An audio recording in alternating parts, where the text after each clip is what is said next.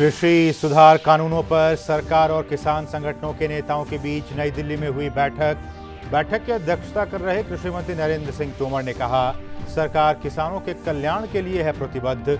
3 दिसंबर को होगी अगले दौर की बातचीत।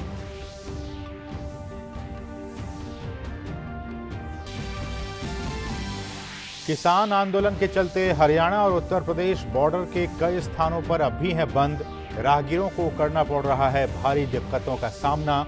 विदेश मंत्रालय ने आंदोलन को लेकर कनाडा के प्रधानमंत्री के बयान पर जताई कड़ी आपत्ति। केंद्र शासित प्रदेश जम्मू कश्मीर में जिला विकास परिषद और पंचायत उपचुनाव के दूसरे चरण के लिए मतदान संपन्न। 48.62% मतदान। कड़ी सुरक्षा के बीच दूसरे चरण में जिला विकास परिषद की 43 सीटों पर, जबकि सरपंच उपचुनाव के लिए 83 निर्वाचन क्षेत्रों में डाले गए वोट। ग्रेटर हैदराबाद नगर निगम चुनाव के सभी 150 वार्ड के लिए मतदान। 1122 उम्मीदवारों की किस्मत बैलेट बॉक्स में बंद। 4 दिसंबर को होगी मतगणना। कोविड के मद्देनजर मतपत्रों के जरिए हुआ मतदान। कोकातपल्ली में टीआरएस और भाजपा कार्यकर्ताओं के बीच झड़प। बंगाल की खाड़ी के ऊपर बना गहरा दबाव मजबूत होकर आज रात बुरेवी चक्रवाती तूफान में बदल सकता है। केरल, तमिलनाडु के कुछ हिस्सों और आंध्र प्रदेश के दक्षिण तटीय क्षेत्र के लिए ऑरेंज अलर्ट जारी। मछुआरों को समुद्र में न जाने की सलाह। कैबिनेट सचिव ने भीषण दबाव पर एनसीएमसी बैठक की अध्यक्षता की। एनडीआरएफ की 26 टीमें तैनात। तमिलनाडु में 17, केरल में 8 और पुडुचेरी में 1 टीम तैनात। नवंबर महीने में भारी जीएसटी संग्रह से मिले आर्थिक सुधार के संकेत। नवंबर में लगातार दूसरे महीने जीएसटी कलेक्शन 1,04,963 करोड़ से अधिक।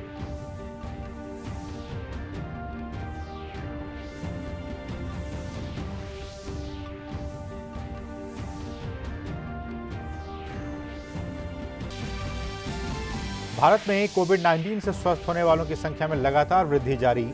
अब तक करीब 94% मरीज हुए ठीक। मृत्यु दर घटकर हुई 1.45%। देश में कुल कोरोना परीक्षणों की संख्या 14 करोड़ के पार।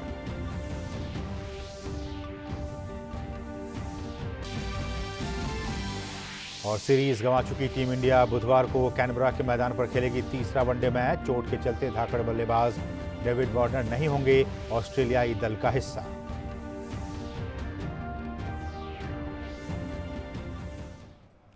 नमस्कार, डीडी न्यूज में आप सभी का स्वागत है। मैं हूं असीम मिश्रा। कृषि सुधार कानूनों को लेकर दिल्ली के विज्ञान भवन में सरकार और किसान संगठनों के नेताओं के बीच बातचीत आज शाम शुरू हुई। केंद्रीय कृषि मंत्री नरेंद्र सिंह तोमर ने इस बैठक की अध्यक्षता की। इस बैठक के लिए 32 किसान संगठनों के प्रतिनिधियों को आमंत्रित किया गया था। खबर यह है कि सरकार ने काफी विस्तार से नए कृषि सुधार कानूनों को किसान नेताओं के सामने रखा और आगे के लिए भी कई सुझाव दिए गए। लेकिन अभी तक ये कहा जा सकता है कि सरकार ने संवाद की प्रक्रिया को एक बार फिर से आगे बढ़ाया है और अब परसों चौथे दौर की बातचीत होगी। कृषि सुधार कानून को लेकर फैलाए गए भ्रम के बाद आंदोलित किसान संगठनों और सरकार के बीच नई दिल्ली के विज्ञान भवन में बैठक हुई। कृषि मंत्री नरेंद्र सिंह तोमर और केंद्रीय मंत्री पीयूष गोयल ने पंजाब के किसान प्रतिनिधियों के साथ बैठक की अगुवाई की।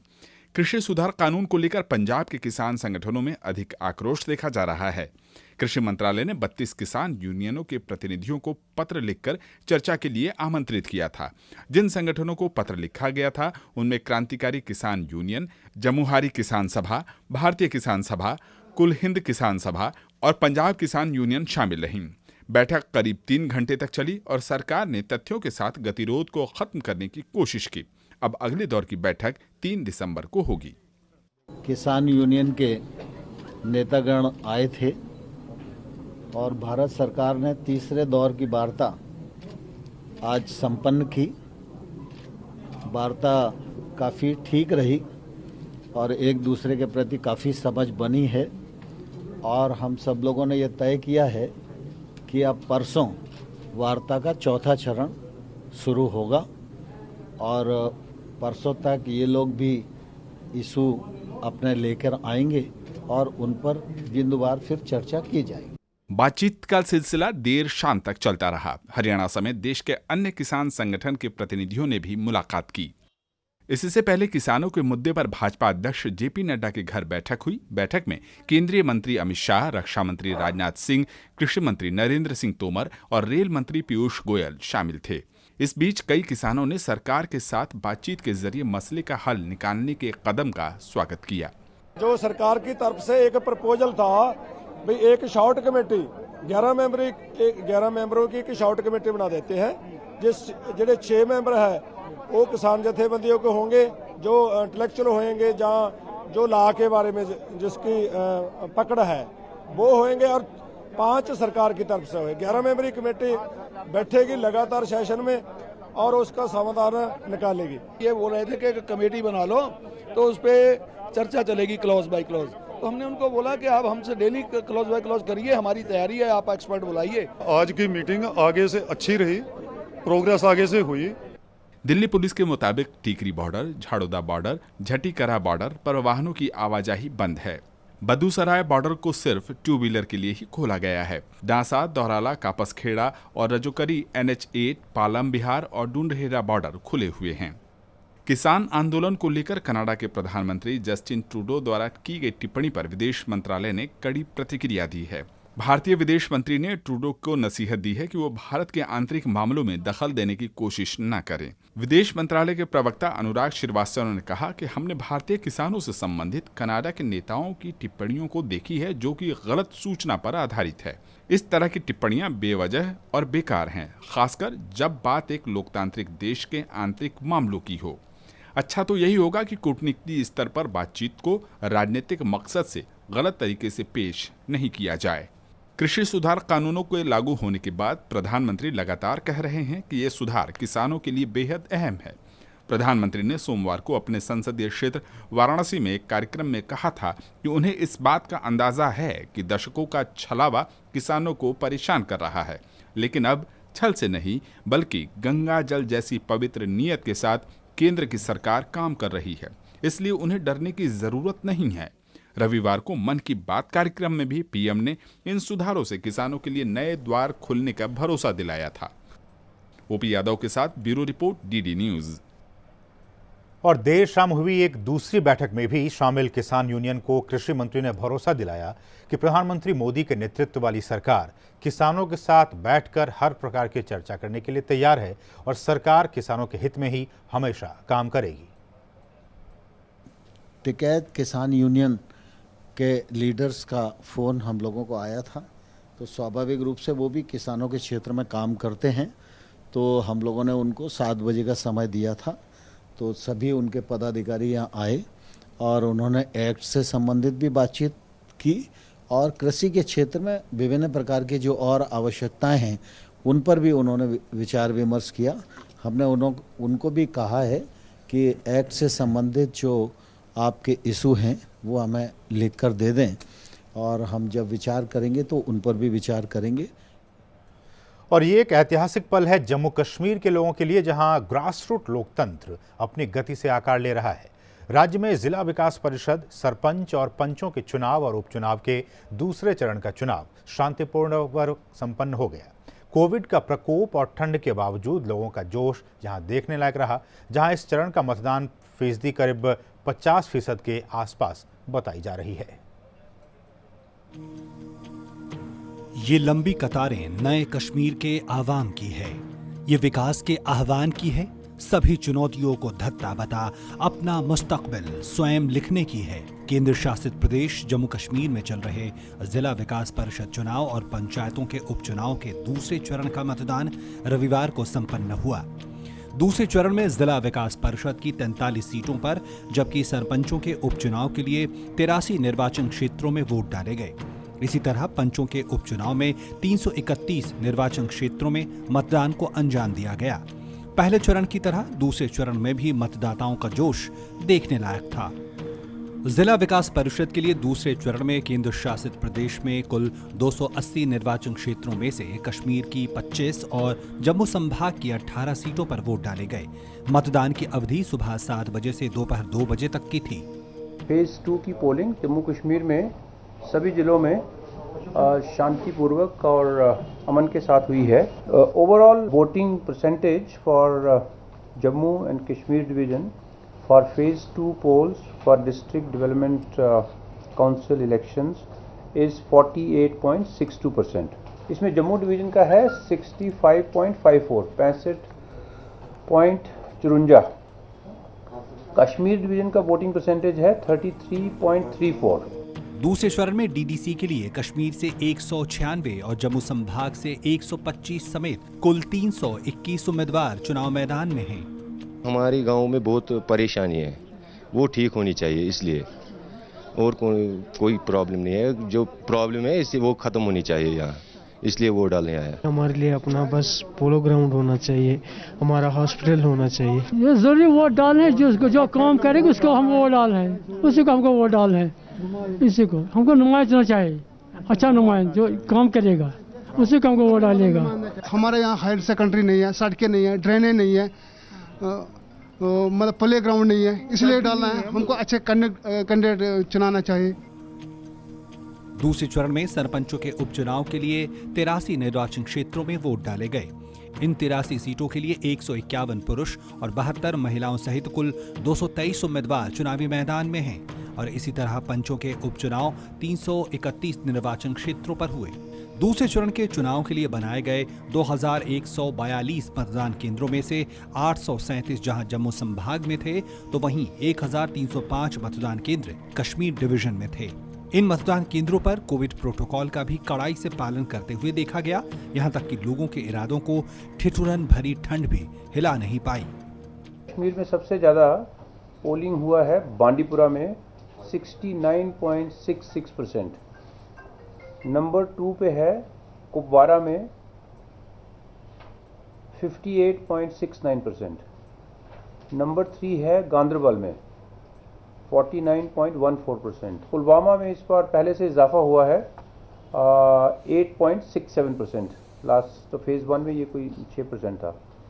जम्मू डिवीजन में सबसे ज़्यादा वोटिंग हुई है पुंछ में। सर्द मौसम की परवाह न करते हुए मतदाताओं ने समय से पहले आकर लोकतंत्र के इस पर्व को सफल बनाया है। इनका कहना है कि ये चुनाव जरूरी है क्योंकि इनके इलाके का विकास जरूरी है, युवकों को रोजगार और नए अवसर जरूरी हैं, तो महिलाओं को ज्यादा अधिकार जरूरी हैं। पहले चरण में पिछले 28 नवंबर को वोट डाले गए थे, जहां 51.76% मतदान प्रतिशत के साथ बम्पर वोटिंग हुई थी। 74.62% मतदान के साथ सबसे ज्यादा वोटिंग जम्मू क्षेत्र में हुई थी। 8 चरणों में होने वाले डीडीसी के चुनाव और पंचायतों के उपचुनाव 19 दिसंबर को संपन्न होंगे। वोटों की गिनती 22 दिसंबर को पूरी होगी। सर्द मौसम के बावजूद लोगों के आने का सिलसिला जारी था। मतदाताओं ने तमाम गर्मजोशी दिखाते हुए, किसी बात की परवाह न करते हुए अपने मताधिकार का प्रयोग किया। भारी संख्या में आए। प्रशासन ने भी पुख्ता व्यवस्था की थी, कोविड प्रोटोकॉल का भी पालन किया जा रहा था। इसके अलावा सुरक्षा की भी पर्याप्त व्यवस्था थी। लेकिन जिस तरह से लोगों ने गर्मजोशी दिखाई है वो दिखाता है लोकतंत्र में पुख्ता होते उनके विश्वास को। इसके साथ ही आतंकवाद, अलगाववाद और पाकिस्तान को एक करारा जवाब भी। कैमरामैन कुलदीप शर्मा के साथ रमा त्यागी, डीजी न्यूज, श्रीनगर। और राष्ट्रीय और क्षेत्रीय पार्टियों के धुआंधार चुनाव प्रचार के बाद ग्रेटर हैदराबाद नगर निगम चुनाव के सभी 150 वार्ड के लिए आज वोट डाले गए। मतों की गिनती 4 दिसंबर को की जाएगी।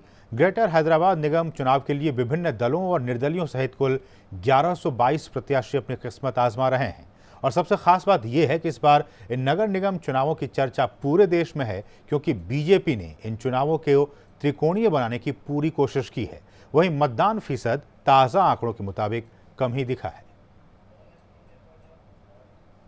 ग्रेटर हैदराबाद नगर निगम मतदान सुबह 6 बजे से शुरू हुआ तो आम से लेकर खास तक लोकतंत्र के इस पर्व में शिरकत करते नजर आए।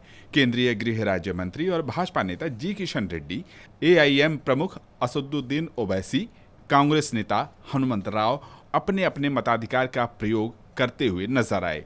चुनाव आयोग ने 1-2 छोटी घटनाओं को छोड़कर मतदान को शांतिपूर्ण बताया। आयोग ने बताया कि मतदाताओं में वोटिंग को लेकर काफी उत्साह दिखा। इस बार ग्रेटर हैदराबाद नगर निगम का चुनाव राष्ट्रीय स्तर पर अच्छा खासा चर्चित रहा। और हो भी क्यों ना, जब देश के गृह मंत्री प्रचार के लिए पहुंचे तभी से सबकी निगाहें हैदराबाद पर जा टिकी। वैसे भाजपा हमेशा कहती है कि पार्टी हर चुनाव इतनी ही शिद्दत के साथ लड़ती है और उसके स्टार प्रचारक बतौर कार्यकर्ता जी जान से जुट जाते हैं।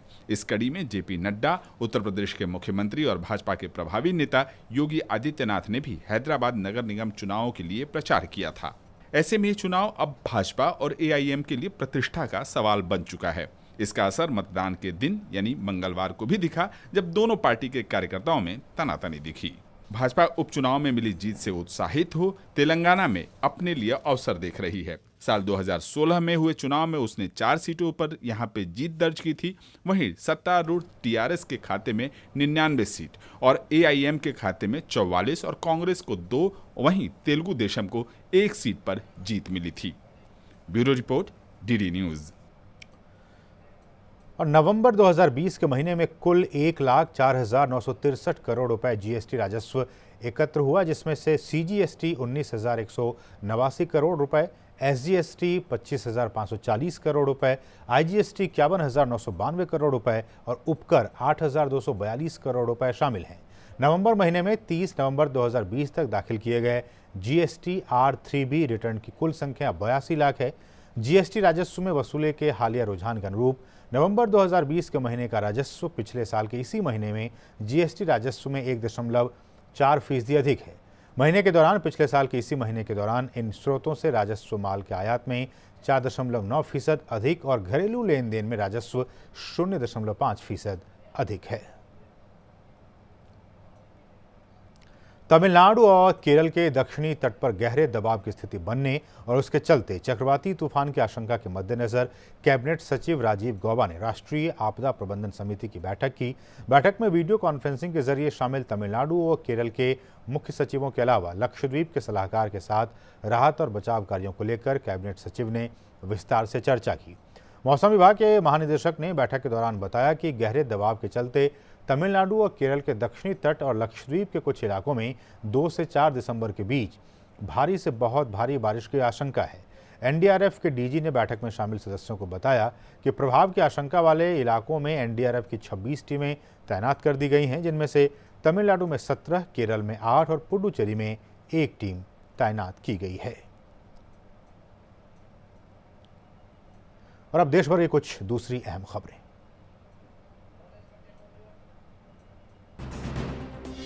पाकिस्तानी सैनिकों ने संघर्ष विराम समझौते का उल्लंघन करते हुए जम्मू कश्मीर के पुंछ जिले में नियंत्रण रेखा के पास अग्रिम चौकियों पर मंगलवार को गोलीबारी की, जिसमें सीमा सुरक्षा बल का एक अधिकारी शहीद हो गया। प्रधानमंत्री नरेंद्र मोदी ने नागालैंड को उसके स्थापना दिवस पर बधाई दी। ट्विटर पर अपने बधाई संदेश में प्रधानमंत्री ने लिखा कि नागालैंड के मेरे बहनों और भाइयों को उनके राज्य के स्थापना दिवस की बधाई। नागालैंड के लोग अपने साहस और दया के लिए जाने जाते हैं। उनकी संस्कृति अनुकरणीय है और भारत की प्रगति में उनका योगदान है। महाराष्ट्र विधान परिषद की 5 सीटों के लिए मतदान हुआ। औरंगाबाद, पुणे और नागपुर में स्नातक सीटों के लिए और साथ ही पुणे और अमरावती की शिक्षक सीटों के लिए चुनाव हुए। केंद्रीय मंत्री नितिन गडकरी ने नागपुर मंडल स्नातक निर्वाचन क्षेत्र के लिए अपना वोट डाला। मुख्यमंत्री उद्धव ठाकरे की मौजूदगी में मशहूर फिल्म अभिनेत्री उर्मिला मातोंडकर औपचारिक रूप और आत्मनिर्भर और स्वदेशी भारत का उत्कृष्टतम उदाहरण पेश कर रहा है वाराणसी स्थित बनारस रेल कारखाना। और इतना ही नहीं, अपने ही रिकॉर्ड जो बनाए हैं उत्पादन के, उन्हें भी तोड़ने का काम कर रहा है। देखते हैं ये रिपोर्ट। वाराणसी स्थित बनारस रेल कारखाना भारतीय रेल का एक महत्वपूर्ण उपक्रम है। यह रेल इंजन तैयार किए जाते हैं। बनारस रेल कारखाना ने इंजन उत्पादन का जहां अपने पिछले साल का रिकॉर्ड तोड़ा है, वहीं नवंबर माह में 40 इंजनों का उत्पादन कर 1 महीने में अधिकतम उत्पादन का रिकॉर्ड भी बनाया है। जो BLW है, उसने जुलाई के महीने में 31 लोकोमोटिव्स का एक नया कीर्तिमान इस्टेब्लिश किया था। दैट मीन्स 1 महीने में सबसे ज़्यादा इलेक्ट्रिक लोकोमोटिव्स का। मगर अब नवंबर के महीने में हमने 40 लोकोमोटिव्स प्रोड्यूस करके पहले का रिकॉर्ड भी तोड़ दिया है और अब हम अपने पीक परफॉर्मेंस पे आ गए हैं। बनारस रेल कारखाना पूरी तरह से स्वदेशी और आत्मनिर्भर भारत का एक उपक्रम है। ये स्वदेशी के सारे मापदंडों को पूरा करते हुए ऐसे उत्पादन कर रहा है और इन्हीं इंजनों को विदेशों में भी सप्लाई करने का काम कर रहा है। 5 स्तंभ जो हैं उनमें से हम अधिकतर स्तंभों में जुड़े हुए हैं। एक स्तंभ था कि हम लोग स्वदेशी का विकास करें, तो हमारे जो लोकोमोटिव्स हैं वो 98% स्वदेशी हैं। दूसरा एक स्तंभ था कि हम लोग निर्यात करें। हमारे यहाँ से पहले भी निर्यात हुआ है और अब हमारे पास नए नए प्रोजेक्ट्स आ रहे हैं। बनारस रेल कारखाना में एक समारोह में वीडियो कॉन्फ्रेंसिंग के जरिए रेलवे बोर्ड के चेयरमैन विनोद यादव और member railway board Rajesh Tiwari की उपस्थिति में नवंबर महीने का 40वां इंजन देश को समर्पित किया गया। कीर्तिमान बनाना और फिर उससे खुद से तोड़ना, ये बड़े ही सौभाग्य की बात होती है। ऐसा ही काम कर रहा है बनारस रेल कारखाना। कीर्तिमान तो बना ही रहा है, साथ ही स्वदेशी और आत्मनिर्भरता का उदाहरण भी पेश कर रहा है। ऐसा काम करके बनारस रेल कारखाना बनारस का नाम तो रोशन कर ही रहा है, रेलवे में भी अपना बड़ा योगदान दे रहा है। कैमरा पर्सन पूजा सिंह के साथ डॉक्टर हरकेश बहादुर सिंह गौतम, बनारस रेल कारखाना, वाराणसी, डीडी न्यूज। और अब बात कोरोना की। कोरोना की महामारी के खिलाफ कैसी चल रही है हमारी जंग, आइए देखते हैं इस खास रिपोर्ट के जरिए। कोरोना के खिलाफ सरकार की ठोस और कारगर नीति और रणनीति की मदद से बेहतर नतीजे सामने आ रहे हैं। इस अनजाने दुश्मन से निपटने के लिए सरकार की ओर से किए गए व्यापक उपाय और प्रबंध का परिणाम है कि भारत में कोरोना की स्थिति और देशों के मुकाबले कहीं बेहतर है। देश में इस घातक महामारी से संक्रमित लोगों में से अब तक 88,89,000 से ज्यादा मरीज स्वस्थ हो चुके हैं। पिछले 24 घंटों के आंकड़ों पर नजर डालें तो इस दौरान 41,985 कोरोना मरीज ठीक हुए हैं, जिसके बाद देश में रिकवरी रेट बढ़कर 93.94% हो गया है। देश में कोविड से मृत्यु दर घटकर 1.45% रह गई है। स्वास्थ्य मंत्रालय के सचिव राजेश भूषण ने कहा है कि देश में प्रतिदिन के मामलों में कमी आई है। हालांकि पंजाब, राजस्थान, हरियाणा में कोरोना संक्रमण के मामले बढ़े हैं। देश में 11 नवंबर को पॉजिटिविटी रेट 7.15% था और 1 दिसंबर को ये 6.69% हो गया है। 11 नवंबर को 7.15 था पॉजिटिविटी रेट और 1 दिसंबर को, जैसा मैंने आपको पहले भी बताया, ये 6.69% हो गया है। यदि हम प्रतिदिन आने वाले नए केसेस को देखें तो आप ये पाएंगे कि 1 अगस्त से ये ग्राफ बढ़ना शुरू हुआ था और ये अपने सबसे ऊंचे बिंदु पर सितंबर माह के बीच में मध्य में पहुंचा और अब ये लगातार घट रहा है और 1 दिसंबर को केवल 31,000 नए केस एक दिन में देश भर में रिपोर्ट किए गए। इस वैश्विक महामारी पर काबू पाने में संक्रमण का सही समय पर पता लगाना बेहद महत्वपूर्ण है। इसी क्रम में भारत ने एक और महत्वपूर्ण मील का पत्थर पार किया है। देश भर में कोरोना संक्रमण की जांच का आंकड़ा 14 करोड़ के पार चला गया है। केंद्रीय स्वास्थ्य मंत्रालय ने ट्वीट कर बताया कि देश में 30 नवंबर को संक्रमण की जांच का आंकड़ा 14 करोड़ को पार कर गया। इससे पहले 23 अक्टूबर को यह आंकड़ा 10 करोड़ के पार पहुंचा था। स्वास्थ्य मंत्रालय ने कहा है कि वैक्सीन बनने में सामान्यतः 10 साल लगते हैं। सबसे कम समय में वैक्सीन बनाने में 4 साल लगे थे। जो बड़ा माइलस्टोन अचीव किया गया वो ये है कि देश में 14 करोड़ से ज़्यादा टेस्ट अब तक कर लिए गए हैं। 14 crore 13 lakh test. Cumulative positivity rate जो है वो 6.69 है, 7% से नीचे चला गया है और लगातार नीचे बना हुआ है। औसत दैनिक पॉजिटिविटी रेट अगर हम पिछले सप्ताह का देखें तो वो और भी कम है और वो 3.72% है, 3.72%। आज भी विश्व के बड़े देशों में भारत में केसेस पर मिलियन सबसे कम है। पिछले 7 दिन में अगर आप नए केस प्रति मिलियन पॉपुलेशन देखें तो भारत में 211 केस प्रति मिलियन हुए, जबकि ऐसे भी देश हैं जहां 3,300 और 2,900 केस प्रति मिलियन पिछले सप्ताह में रिपोर्ट किए गए। महामारी के इस दौर में 1.5 साल में ही वैक्सीन उपलब्ध होने की संभावना है। उन्होंने कहा कि मीडिया और एनजीओ को वैक्सीन की जानकारी को लेकर संवेदनशील होना चाहिए। The WHO has clearly stated in all its solidarity vaccine trials also that we do not need to measure the antibodies or even find out if that person has had the COVID or not. We can go ahead and give it. That is what is in the mandate of the WHO at the moment. इस बीच supreme court ने corona मरीजों के घर poster चिपकाए जाने को लेकर एक अहम टिप्पणी की है। अदालत ने कहा कि पोस्टर के कारण पीड़ित को लोग अछूत की तरह देखने लगते हैं। केंद्र सरकार ने सुप्रीम कोर्ट को बताया है कि ऐसा करने का निर्देश उसकी ओर से नहीं दिया गया है। संभवतः राज्य सरकारों ने इसलिए ऐसा किया होगा ताकि उस इलाके से अजनबी कोई शख्स बिना एहतियात के कोरोना मरीज के संपर्क में न आए। सुप्रीम कोर्ट ने केंद्र के पक्ष को लेकर याचिकाकर्ता को जवाब दाखिल करने को कहा है। मामले में अगली सुनवाई गुरुवार को होगी। केंद्रीय स्वास्थ्य मंत्रालय द्वारा कोविड-19 को लेकर बाजार के लिए जारी किए गए नए दिशा निर्देश लागू हो गए हैं। इसके तहत मास्क नहीं पहनने वाले लोगों पर जुर्माना लगाने और खाली समय में शॉपिंग करने वालों को छूट देने जैसे प्रोत्साहन को अपनाने की सलाह दी गई है।